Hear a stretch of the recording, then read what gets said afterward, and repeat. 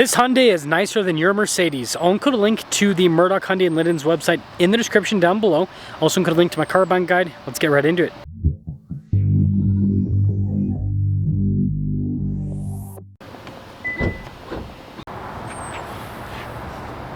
This has a 110 kilowatt hour battery pack, 422 horsepower, 516 pound-feet of torque, 311 miles of driving range, and a dual electric motor setup, as well as the front trunk you've been staring at for the last few seconds. I'm trying to hit 500,000 subscribers before the end of the year. I'd really appreciate it if you'd help out with that. Very boxy design for the hood, not much else to talk about. I mean, big Hyundai logo. The actual lighting elements are pretty crazy, almost looks like something out of a video game. That's kind of just for accenting. The actual lighting cluster is down below in that stacked area. I don't know if it's going to pop up on camera very well, but you've got a bunch of squares there in the grille area. And overall, this is what I would imagine a car from the future to look like. Tire wheel setup is 285 by 45 by 21. You've got the silver with the blacked out trim. The wheels mostly closed off. And then if you take a close look at a lot of the lines or just the pieces in general, you've got a lot of interesting stuff happening along the side. Like that little insert in the fender flare. And then you guys can see the door handles pop out too. And then the whole side silhouette is just interesting.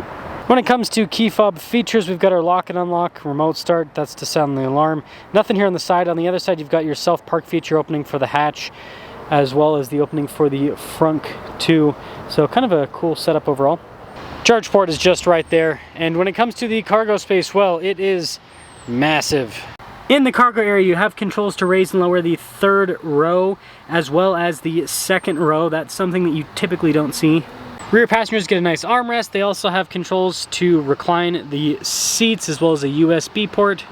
And when it comes to space in the third row, I sat in the back of one of these for the other Ioniq 9 reviews, and you can fit adults back there, but I would reserve it for kids. Finally, we do have a 12-volt back here, and then a function to lower the hatch.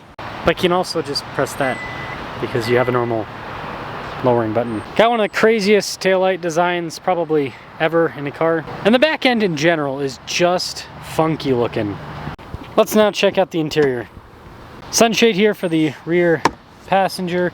Nice trim all over the door panel with some perforations. The adjustments on these seats are nicely labeled, but yeah, you've got really nice looking seats here with that two-tone design and more power adjustments and everything on the side. Legroom in the second row is solid. We got a little storage pocket. We also have heated and ventilated seats here in the back. We've got our own climate zone too. You can even adjust the front passenger seat. Got USB ports in the back of the seats too.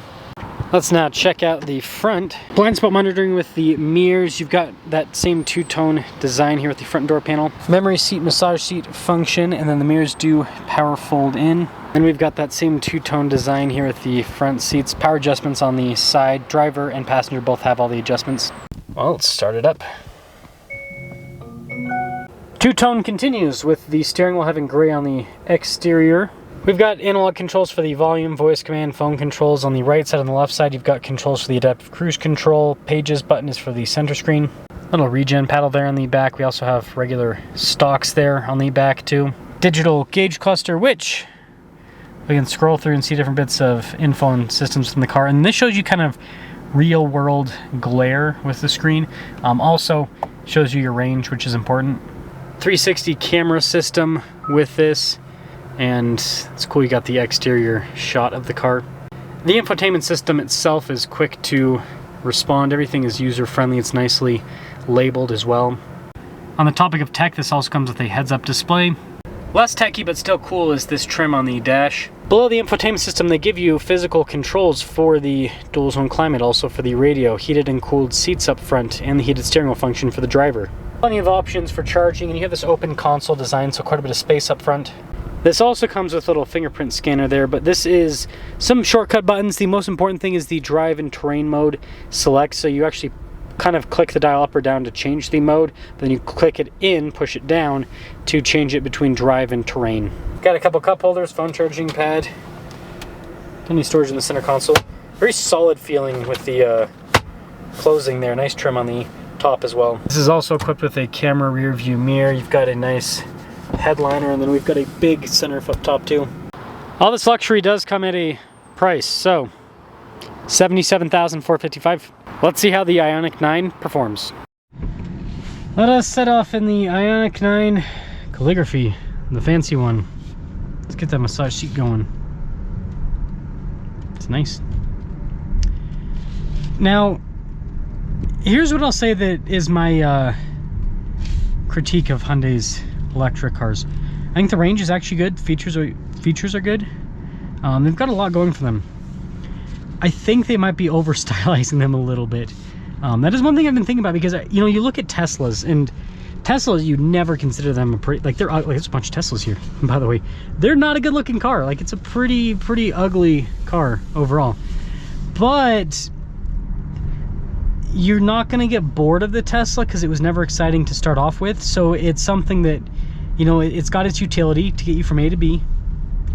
And because it's not crazy out there, it's like whatever. But these are so over stylized. Like, this is crazy with how this looks.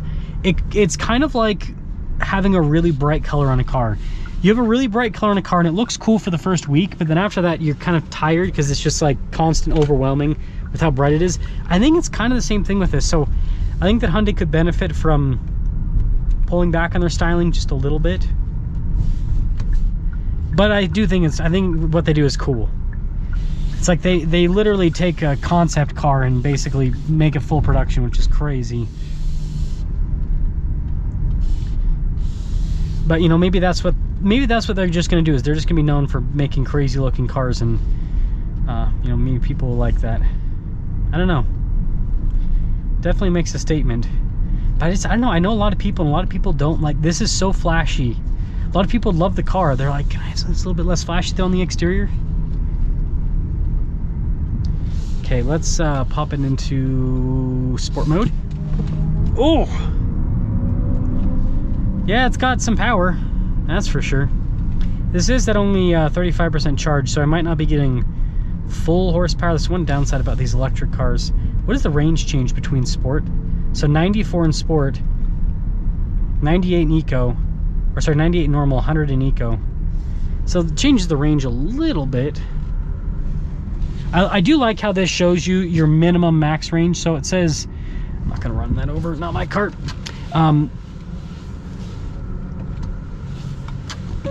It shows you the minimum and max. So the max, it says, is 124, minimum is 76, depending on how aggressively you drive. I think that is kind of a cool feature to have, so you can keep track of what's going on.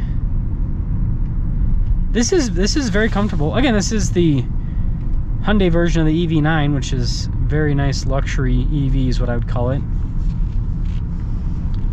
So this does in fact do quite well. Yeah, it's a smooth drive, it's quiet, the seats are comfortable, they got massage function. There is certainly a lot to like about this car.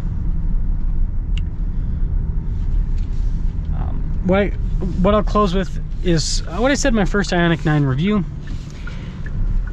I do think that this is a segment that is not really big yet.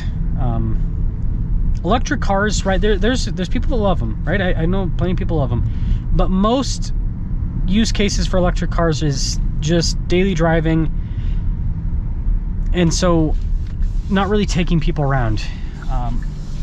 And I think that's something that every single manufacturer should consider when building an electric car. Is it sucks, but that, you know, in terms of like how small the market is for these manufacturers, because they're investing so much money into it, but really it's just a little crossover. That's kind of, so the Ioniq 5, that's kind of the electric car market right now.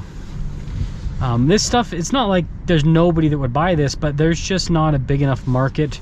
This is like, electric cars are niche. It's like 7% or less of the market. This is niche on top of niche, right? So it's like double niche, because it's like an electric car plus an electric 3-row. So that's just kind of my 2 cents. If I was a manufacturer, and I know this is kind of difficult because it costs and everything, but still, I would literally just make a 2-row, so like the Ioniq 5, 2-row electric SUV. That's it. And I'd put all the money into it. I'd make it as nice and as affordable as possible, like just the best possible product, and that's it. And then the rest of my cars would be ICE if I was a traditional automaker. That's kind of my 2 cents. Let's see, getting up onto the curb here, because electric cars are supposed to be able to distribute torque very equally. Oh wow, that's actually better than, I will say that is better than an ICE car at getting up. I'm gonna do that again. Yeah, that is really nice. Like an ICE car, it just doesn't, yeah, that's actually, outside of fancy traction control systems, that's good.